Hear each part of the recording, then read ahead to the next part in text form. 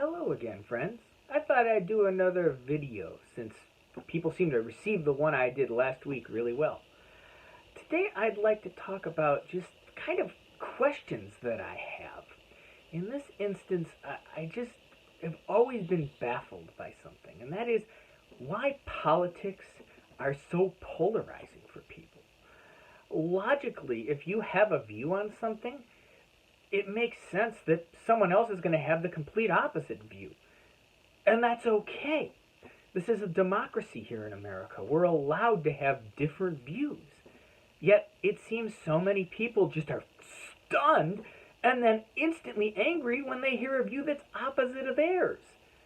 Like, give an example, okay? As a Christian who really tries to believe the Bible and take it at its word, I am very pro-life.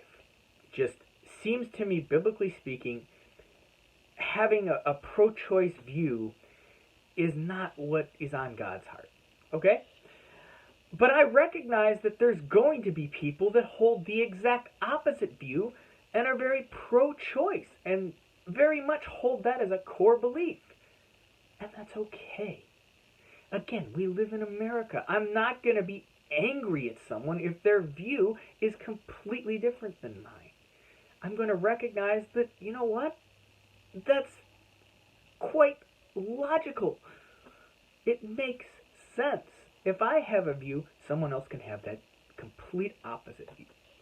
And I look at 1 Peter 3, where Peter tells us, whenever you're questioned about why you have the faith that you have and the reason for it, always be ready to answer, but do so in a kind and loving manner. Now, that's a paraphrase, but I look at it as that applies in general when we're dealing with anyone that asks us, well, why are you pro-life? Or, why do you think that it's a bad idea to have any sort of border security? Or why do you think it's a good idea to have our borders secure? Be ready to give an answer and do it gently. Why have we lost that as a country? Why do we not speak gently to one another?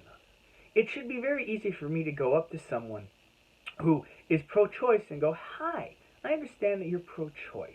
Can you give me an explanation as to why you're pro-choice? And then listen. And then they say, oh, well, what do you think? I can be like, okay, well, I have a pro-life view, and here's why. And we should both be able to leave that conversation going, you know what? I respect the other view. I don't agree with it. I think it's completely wrong, but I respect it. And same with, politicians. They should be able to make an ad that says, hey, this is what I believe. I believe that, the Constitution should have full authority and be interpreted by the Supreme Court. They should be able to say that I am pro-life. They should be able to say that I'm for traditional marriage. They should be able to say those things and then say, however, if you don't hold these views, certainly don't vote for me. I wouldn't expect you to. Vote for my opponent, because my opponent does agree with you more. And my opponent is a decent person. We just have different views on how the country should be run and what laws should be made. And that is okay. They are also an American, and they're allowed to have different views. Vote your conscience. If your conscience says, vote for me, vote for me. If your conscience says, vote for the other candidate, vote for them. I don't know. Maybe I'm just definitely not cut out for a life in politics. But honestly, from a Christian perspective, if there's something that I am missing here, don't be afraid to throw it out there on the comments. I'm very humble and open to hear if there's something that I've missed as to how I need to be more militant in how I communicate. That's totally cool. This is an open discussion. Again, it's a democracy. Thanks so much. Have a great rest of your Tuesday.